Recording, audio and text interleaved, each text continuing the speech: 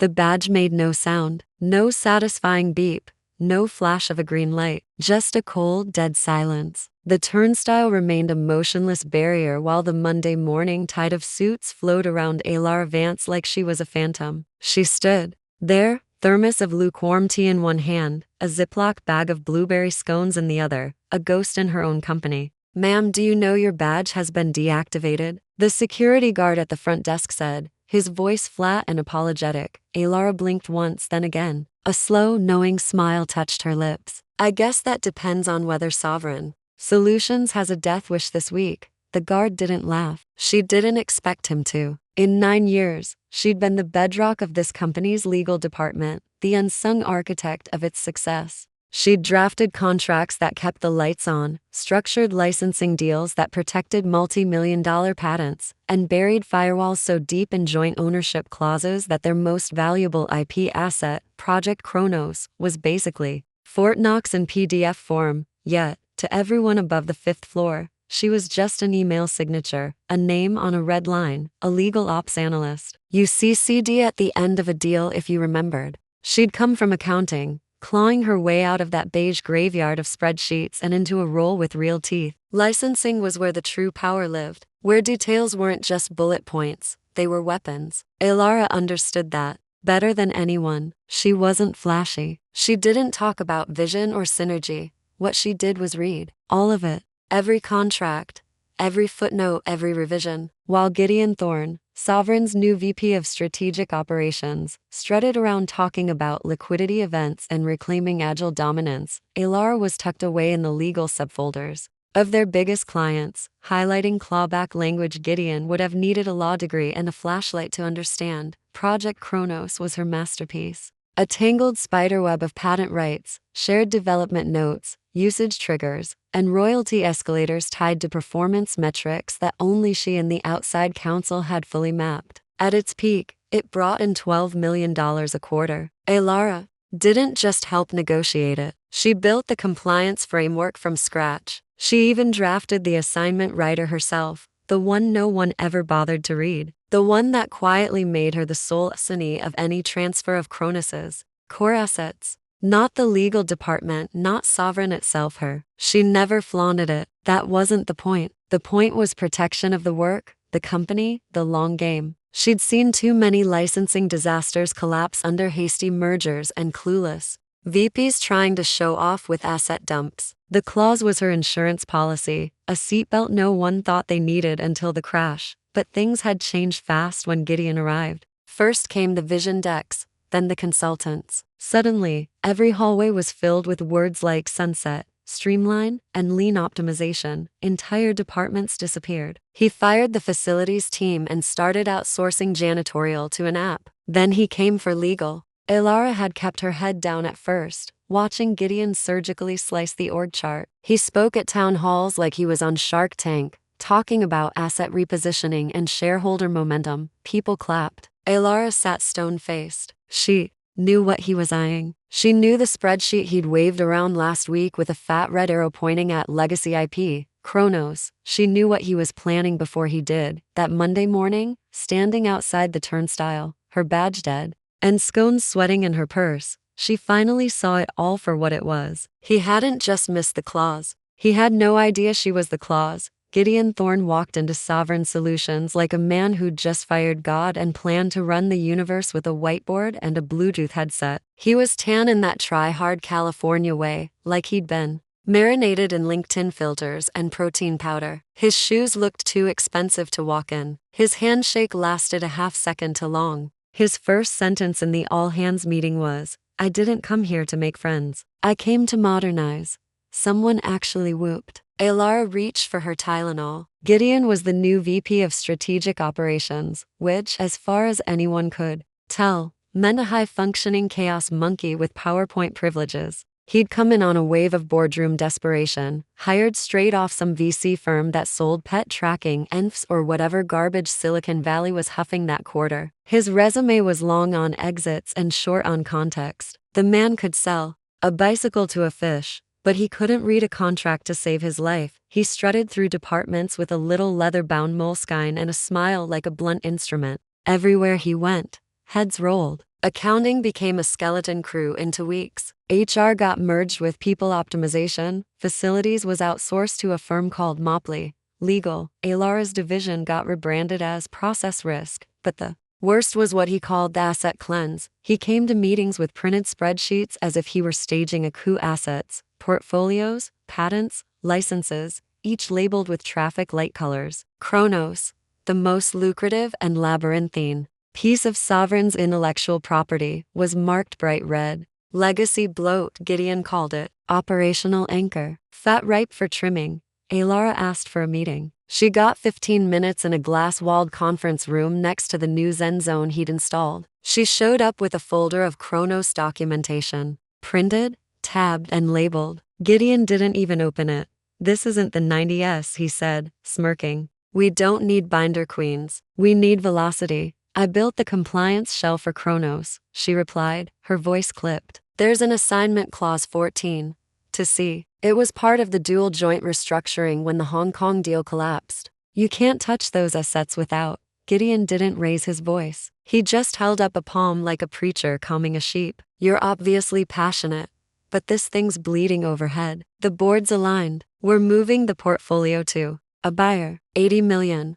All cash. It's a no-brainer." She stared at him like he had just offered to auction off his own kidneys on eBay. He smiled wider. "Go enjoy your early retirement. Or maybe freelance. I hear a lot of you back-office types are doing great on Upwork." Elara stood slowly. She didn't yell or argue. She just tapped the folder once. "You might want to read what you're about to sell." And she walked out. That night at her kitchen table, she opened her personal laptop and pulled up the clause from memory. Paragraph 14.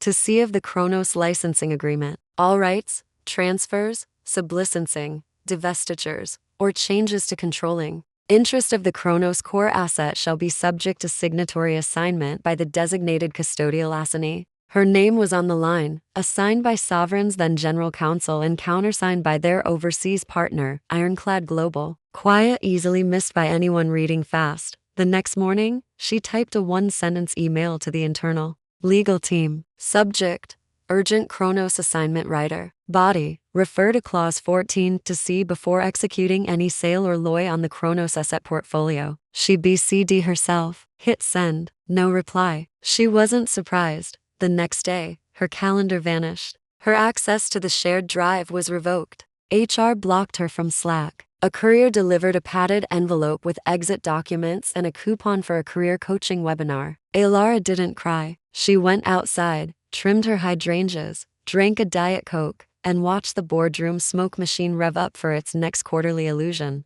They just put a price tag on a bomb they didn't know was live, and she was the one holding the trigger. The HR girl couldn't have been more than 25, still wearing her intern enthusiasm like it hadn't curdled yet. She handed Elara a cardboard box, with a tight-lipped smile that said, "I hate this, but not enough to stop it. We've prepared your severance documents," she chirped, as if she were offering a cookie. "There's a 2-week consultancy clause, just in case we need transition support. It's standard." Elara took the box without blinking. Her coffee mug, her stapler, a ceramic succulent, and a photo of her dog that no one ever noticed in the first place. No one asked her what needed to be handed off. No questions about the status of the contract audits, the open IP disputes, or the foreign compliance review she'd been running solo since 2019. Gideon had made it clear he didn't need context. Just clean exits. Elara was obsolete, an appendix. Her badge deactivated with a quiet beep. Her Outlook account vanished while she was still in the elevator. She walked out of Sovereign Solutions with nothing but a box of things and a clause in her back pocket. That would soon detonate. It was early March. The Seattle air still had that wet grayness, like winter refusing to die. She got in her Honda Civic, drove home in silence, and set the box on her kitchen table. The ceramic succulent tipped sideways. She didn't bother to fix it. Over the next few days, her phone didn't ring, not from legal, not from IT, not even from Dave in procurement, who used to call whenever he couldn't find the latest writer template. What she did get was a LinkedIn update from Gideon, thrilled to be leading Sovereign's next evolution. Streamlined, strategic, scalable. Attached was a photo of him at some executive summit, flanked by 2 guys in vests with teeth to white to be trustworthy. The caption read, Legacy is dead. Velocity is king. She closed the app and opened her Chronos archive. The sale was moving fast. Crimson Point Capital had issued a letter of intent. Her friend David, a paralegal who was still at Sovereign, had mentioned it in a side text before going radio silent. Elara watched the news drip out in vague press language. Significant IP restructuring, portfolio repositioning, asset class optimization. All the euphemisms that meant the same thing. Gideon was burning the house for insurance money. The number floated up like a greasy balloon, $80 million. $80 million for a portfolio that still had pending patents, open usage triggers, a licensing clause so specific it had a contingency section for submarine jurisdictions. Gideon didn't know, or didn't care. Elara kept a legal pad on her kitchen table and jotted every milestone in pencil. March 10th. Loy signed. March 14th. Press release draft leaks. March 18th. Internal town hall scheduled. The March 10th entry had an asterisk. Clause 14, 2C remains unacknowledged. Gideon, meanwhile, was glowing. Around town, it was rumored he was being floated for a board seat at a new fintech startup. Sovereign's stock had ticked up a few percentage points on the news of the Chronos sale. He strutted across podcasts and panels like a man who thought gravity had been repealed in his honor. Elara bought a new pack of highlighters, yellow for buyer-side errors, pink for Sovereign's oversights, blue for compliance gaps. She went to Trader Joe's. She watered her lawn. She kept a bottle of Prosecco in the fridge and didn't open it, because she knew something they didn't. Clause 14, 2C wasn't just a bureaucratic tripwire. It was a hand grenade with a smiley face drawn on the pin. It gave her, Elara Vance, formerly invisible legal ops analyst, final say over any transfer of Project Cronus's core intellectual property. Her signature, or no deal. No one had asked her to waive it. No one had contacted her at all. Gideon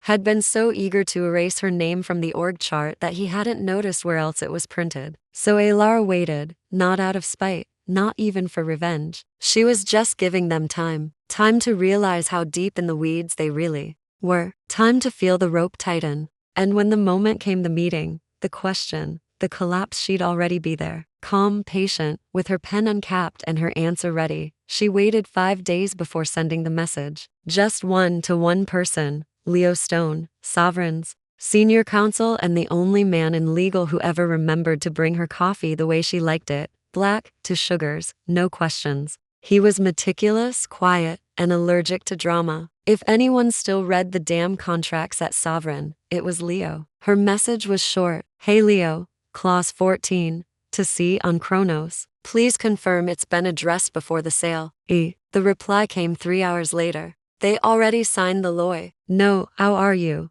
No emoji, no buffer, just the sentence. Cold, final. Elara stared at it for a long time, then closed her laptop. She didn't follow up because she understood what that line really meant. The train had left the station, and no one on board had checked if the tracks were made of paper. The meeting wasn't on the books. No invite, no calendar trace, just a quietly forwarded address and a time, 10 o'clock am Monday, typed in courier font like something out of a Cold War novel. Elara showed up 10 minutes early. It wasn't a boardroom or an office tower. It was a coffee shop tucked between a dry cleaner and a nail salon. The kind of place with chipped mugs and a chalkboard menu that hadn't changed in years. No logos, no witnesses, just Elara in a navy coat and clean slacks, her hair pulled back like she was going to church and war at the same time. The buyer's lawyer arrived exactly on the hour. Mid-40s, crisp suit, wedding ring, no tie. He introduced himself as Marcus,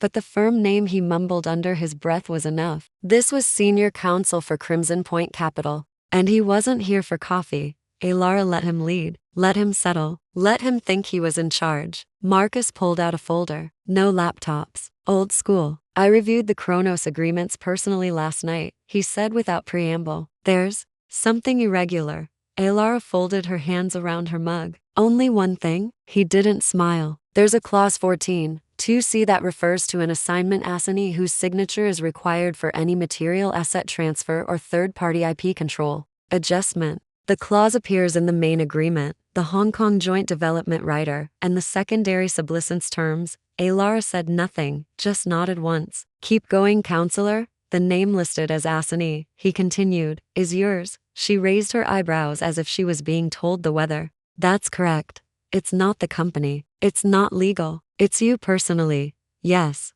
How? Why was that structure approved? It was necessary, she replied evenly. The Hong Kong licensing dispute happened in 2018. We needed a neutral domestic custodian for both parties to avoid dual jurisdiction litigation. I was appointed by both legal teams. The clause was reviewed, redrafted, and ratified by Sovereign's General Counsel and our partner's external firm. Twice.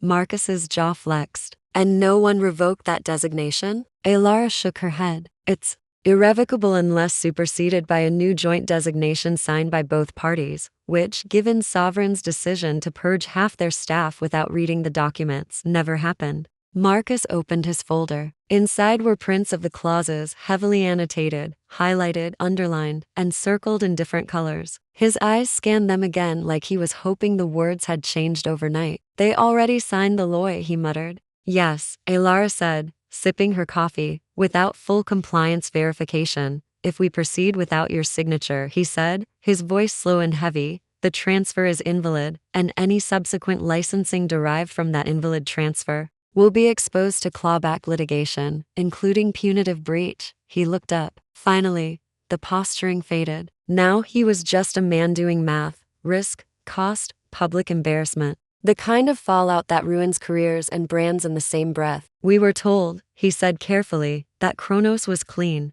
I'm sure you were, Elara replied. But Gideon Thorne wouldn't know a chain of custody clause if it bit him on his overpriced loafers. Marcus leaned back, his eyes narrowed. Will you sign? No. Is there a number? I'm not negotiating. This isn't about money. He studied her, probably trying to find the motive. Power, spite, legacy. But Elara wasn't offering any of that. She gave him the truth, cold and dry. I'm not blocking the deal out of revenge. I'm blocking it because it's invalid. That's my job. Or at least it was until your golden boy tried to sell the engine without checking who had the key. He exhaled through his nose, the kind of sound men make when they realize they've stepped into quicksand in custom shoes. I assume you understand. This could get complicated. I assume you understand it already has. He nodded once, stood, and gathered his folder without a handshake. We'll be in touch. She waited until he walked out before reaching for a little sugar packet. She tore it open, poured it into her half-full mug as if nothing had happened, because while Gideon was out doing victory laps, the real race had already started, and he'd left his shoelaces untied.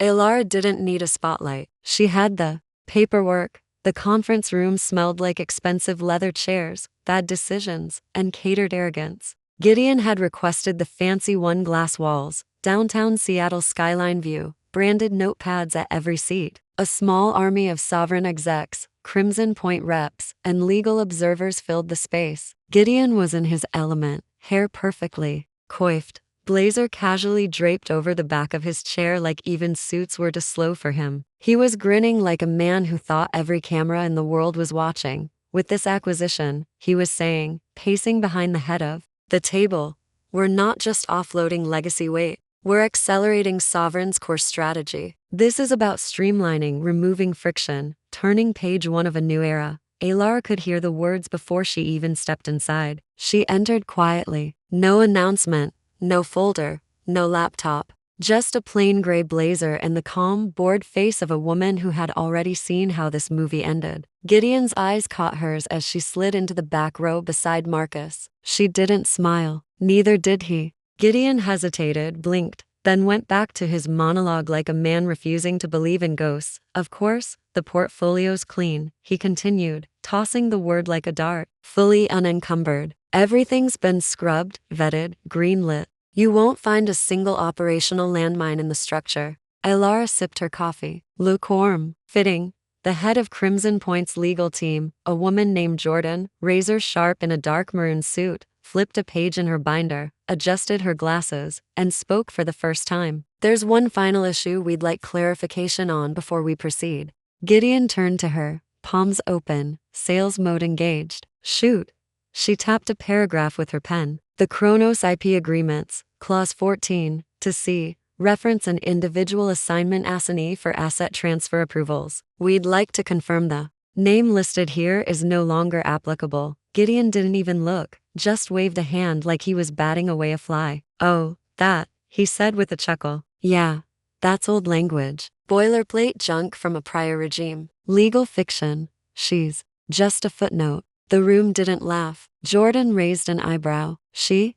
Gideon's grin stiffened. He looked across the room toward Elara. His voice dropped half an octave. Elara Vance, former legal ops. We let her go 2 months ago. Her involvement was minimal. Jordan didn't blink. Is that true, Miss Vance? The air snapped tight. Everyone turned. Elara didn't stand or adjust her chair. She just raised her hand. I'm the assignee. No one spoke. A second passed. Then another. Gideon's jaw twitched. He gave a little laugh. Too loud. Too sharp. Okay, that's. Look, I'm sure she thinks she's the assignee, but that clause, Jordan, interrupted him, her voice like a scalpel. The clause is active and binding. We confirmed it with both Sovereign and your Hong Kong joint partner. The designation was never revoked. Gideon paled. Elara turned to face him fully now, calm, poised. You didn't even read the rider, did you? He opened his mouth, then closed it. Jordan slid a paper across the table, highlighted in yellow Elara's name printed under the signature line. We'll need her written approval before we can finalize, Jordan said simply. Elara held up both hands,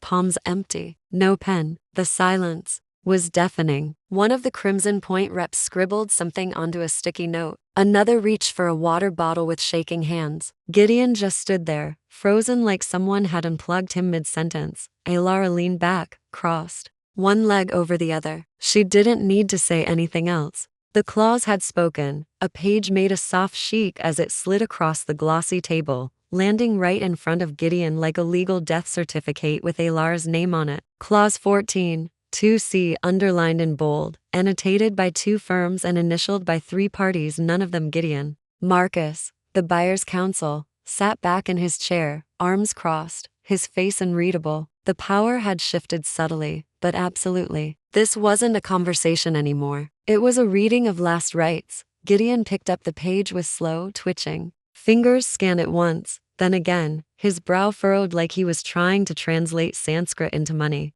No, he said quietly, this can't be right. This clause, this has to be superseded. It wasn't, Marcus replied. Gideon's eyes flitted to Elara, who was still seated calmly at the back of the room. He stood abruptly, his voice rising. You're bluffing. Elara didn't even blink. Jordan, the buyer's lead, closed her binder with a quiet thump. She's not. There's no way this stands. She doesn't work here anymore. She's not even on payroll. How can she have authority? It's not tied to employment, Marcus said, his voice cool. It's tied to a custodial designation, a personal assignee irrevocable without joint party agreement, which your team never saw or apparently read. Gideon looked like a man realizing. He'd stepped off a curb into traffic and the horn was already blaring. He turned to Elara. Okay, fine. You made your point. You've been heard. Now, be reasonable. We're all here to make this work. Elara finally stood slowly. No rush.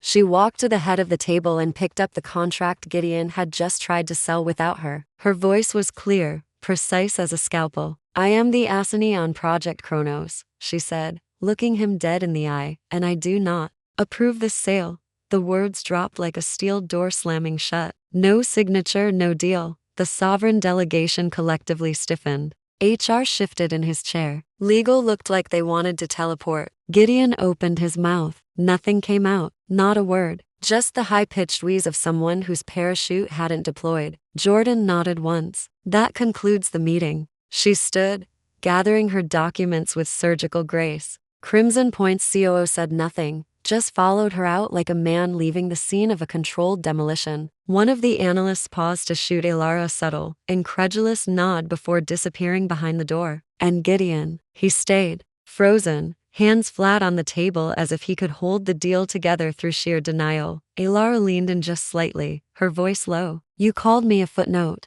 She tapped the clause. I'm the damn signature line. Then she turned and walked out. No fanfare, no strut, just a quiet, measured exit like someone leaving a chessboard with the king still upright, knowing they never even had to say checkmate. Behind her, the silence roared. By noon, the buyers were gone. No calls, no counter. No face-saving delay tactics, just a silent exodus of Crimson Point execs in black sedans, folders clutched tight, mouths tighter. Sovereign's $80 million miracle sale evaporated like it had never existed. The glass conference room sat empty now, chairs still askew, condensation rings on the table like bullet holes. Gideon stood inside it alone for a while, staring down at the paper Elara had tapped only hours before, as if he could will it to say something else, something reversible, something that wouldn't make him look like a fraud in a $900 sport coat. It didn't. Upstairs, the board was already in an emergency session. Someone had whispered dereliction of duty before the door closed. Another mentioned fiduciary negligence.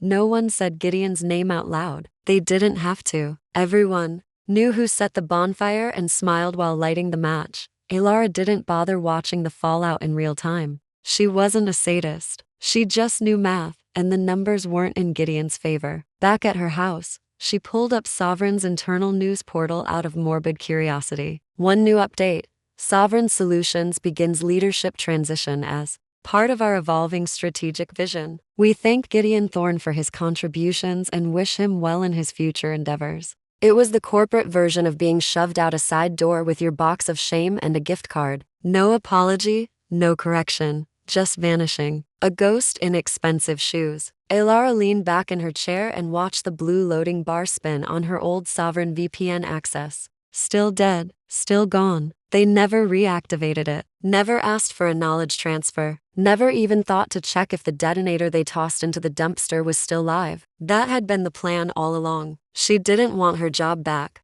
She never wanted a plaque or a name on a door. What she wanted was security. Real security. Not the false promise of loyalty from a company that would cut her loose without a second thought. So she gave herself an insurance policy. Clause 14. Two-seat Gideon had been chugging green juice and building reorg slides with buzzwords and bar graphs. Elara had been drafting safeguards in the subclauses, planning legal anchors, writing her name. Not where it could be erased, but where it had to be read. Every single time. That clause wasn't spite. It was survival. The final domino fell the next morning when Sovereign's general counsel resigned to explore new opportunities. Translation: jumped ship before being blamed for not flagging the one clause that sunk a deal worth more than a quarter of Sovereign's projected annual revenue. Legal would become a bloodbath. The sales team directionless. Gideon was unreachable. No posts, no tweets. His LinkedIn headline changed from VP of Strategic Operations to open to work in under 24 hours. Elara got a call from Leo Stone. Short, dry, respectful. Just wanted to say, I read it. All of it. You wrote it perfectly. She thanked him. She didn't ask what else he'd seen. By then, she'd already been contacted by Crimson Point again, quietly, discreetly, this time with an offer. But that was next. Right now, she let herself sit in the stillness of victory. No champagne, no confetti, just the calm, quiet satisfaction of a queen who had already won the game.